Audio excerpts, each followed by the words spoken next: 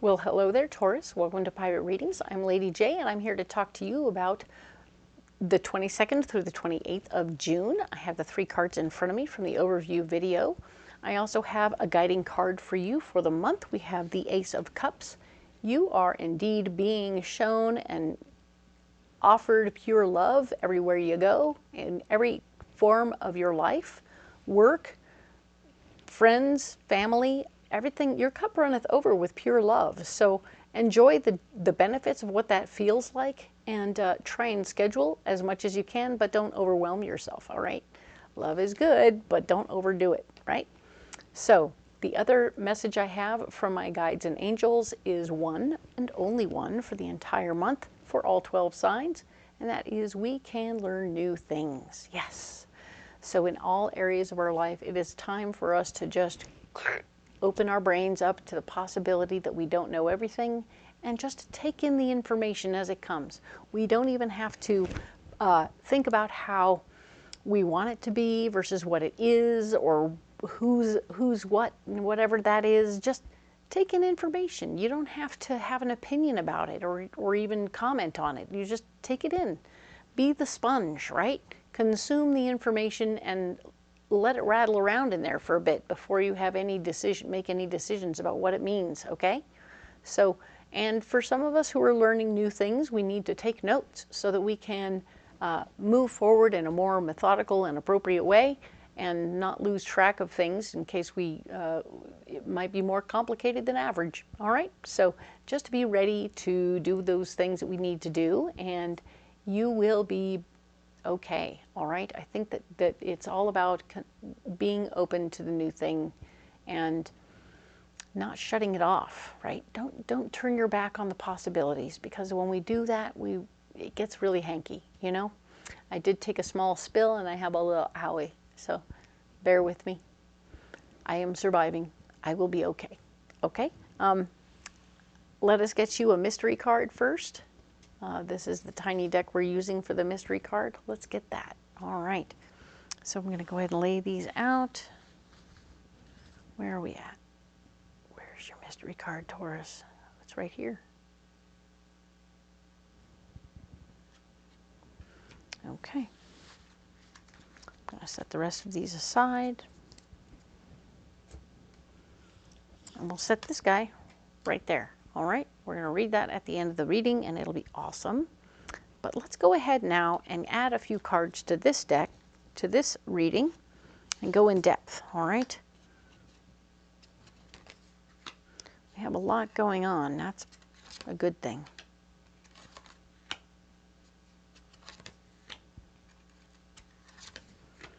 Okay, so what do we have going on here, Taurus? So for the final week, 22nd through the 28th, we have a doorway opens. Hello. You just took off with your 10 of Wands last week, so this is perfect. So you were like, okay, I'm leaving this one space and I'm moving into this new space. This is the doorway that gets you there. So good for you, Taurus. You were immediately walking into the next project. You knew it was coming, and that's a good thing. So handling your business, you're doing a great job. Yay. 4 of Swords, building a foundation of power for yourself. So comfortable to you personally that you're taking a nap. Isn't that wonderful? So indeed, you can sleep better knowing that you are going to have a foundation and power. You're going to be very much so more in charge of the situation that's going on, even as you're walking in. This is great, okay? There will be somebody that you're going to be letting go. Now that you're in charge of something, you can be the smart person who says this person is not suited to this project, and release them. If you're being handed a number of employees that you're in charge of, you're going to be able to sort them out and say, look, I don't think this guy is suited to this project, and send him on his way. This way you're not carrying around dead weight, okay? We don't want you to be carrying around dead weight in this situation. There is the opportunity for you to make those decisions and be respected in the moment. So they will take it under advisement, right? The 5 of Wands, you are not going to get any help this week. So be aware that you will be on your own a little bit, and that will be okay, actually. I think you do very well Taurus, on your own, doing your own thing sometimes. So good for you. It's going to be kind of run-of-the-mill. I think that's part of why you can do it by yourself without issue, is because this particular week, most of the things that you're doing aren't going to be pushing you beyond your normal boundaries. You're pretty comfortable right where you are. You've seen it before. You've done it before. You're just going to get busy doing it. All right. And of course, we have the Death card showing up where you're blocked. Another blockage, which is showing that you're not going to be able to let anything go right now. So even as you're getting busy doing your thing and staying within your usual realm, you're not going to be able to get rid of anything. So even as you want to get rid of this guy, you may not be able to get rid of him. So you might have to find him something else to do that he can do. Give him a broom, let him sweep. You know what I'm saying? There's always something to do that will be useful, that will be maybe out of the way of where the grown-ups are talking, right? So you can't get rid of him, not this week anyway. Hang in there.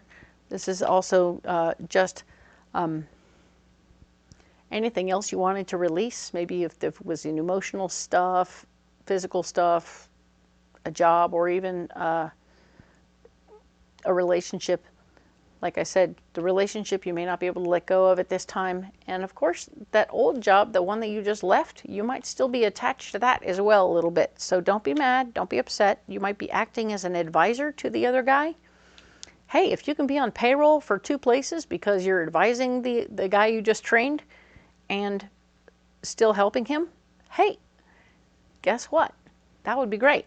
That'd be more money. Yay. Anyway, so don't be in such a rush to get rid of that situation if you don't have to. And then, of course, as you move over here to this column, we're talking about your solutions. Your solutions are, there's the Ace of Pentacles coming your way. Good money is coming your way. There's a new raise in the mix. So you're being taken care of financially. There might even be a bonus for having made this choice and made this change. So it's a good thing to come and do this and figure this out before we decide anything else about it, right? Now, the 5 of Swords is showing me that you did, in fact, delegate something to somebody else, but they're not handling it very well. I'm going to say that you need to give them more than 1 week to make a full decision on this, so don't get upset too bad. Realize there might be a little snafu you need to go fix really quick, no big deal. Thank God you're still on payroll. But the fact is, you'll definitely need to do a little something to fix and clean that up before you hand it back off and go, okay, well, now try and do it right this next time and take better notes so that they won't mess it up again, okay? But you will have to go back and fix it, all right? You can't just let the silly guy in the back do his thing. He's not doing a very good job. Okay, now, the final bit of your solution is to realize this is a karmic lesson for you, that as you try to leave one job and just shake it off and move on to the next thing, it's not really possible. You have too many connections at the old job right now for you to scrape it off your shoe and bail. So you have to stay a little bit connected, and it's like having a 2-week overlap between the 2 jobs where you're going to be totally overworked for sure. But you're going to work it out. I think that you're going to find yourself ways and means to stay able to, like, you know, I'm going to show up at this job and then I'm going to go over at lunch to that other job and stay there for an hour or so, maybe 2 hours, and give them some time while I get that other guy retrained a little bit. And then I'm going to come back over to this job and I'm going to stay a couple hours extra, whatever I need to do to make up the time lost. And ultimately, it's all going to come out the way it's supposed to, but you're really, really doing something that feels karmically appropriate and karmically straight, so that you are taking good care of everything and leaving everything as good as you possibly can to make sure they're in good, capable hands. It's all about your integrity right now, and I really like that you're working towards getting your good integrity out there. So, yay, good for you, Taurus. Let us go ahead and find you a message from the Oracle, huh? What do we have here, Taurus? That's this one. Boop. It's practically all the way out. All right, so we'll set this card deck aside. What did we get? No one said this whole life thing was a race. It's okay to slow down. Ha ha. Yeah. I think you were going too fast when you were training him, and he wasn't able to keep up. So now you have to go back and train him some more. And when you do, you'll find you're helping him make good notes about how it works so that he has something to look at, a cheat sheet of sorts, but it might take a couple of visits to get him back with the proper cheat sheets for each specific situation so that he won't be lost one way or the other, but he can walk himself through it with this cheat sheets, okay? So, but slow down a bit, otherwise he can't get the words written down. I know you want to do it all in 5 minutes, but you're going to have to take a minute, okay? It's okay to slow down. All right, perfect. Now then, you need a pocket full of rocks. Let's get that. All right.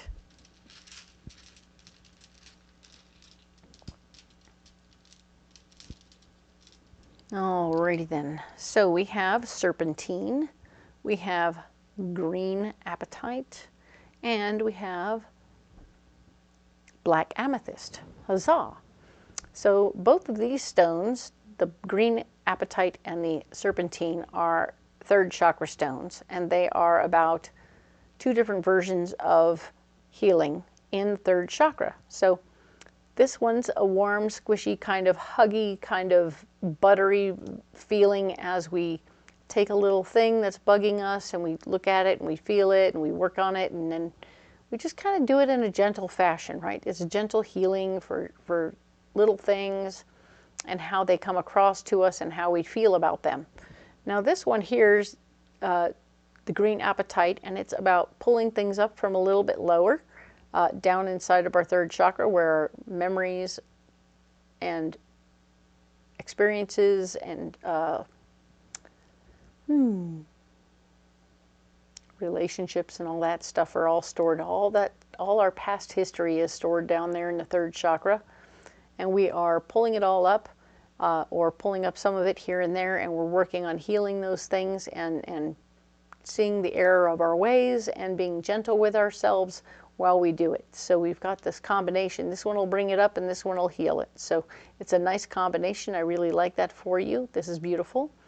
And of course we have the 6th chakra stone of the black amethyst, which is showing where you fit into the world view and how you fit in and what ripples you're leaving on the earth plane, because this is the entire globe and what you do and how it affects the globe.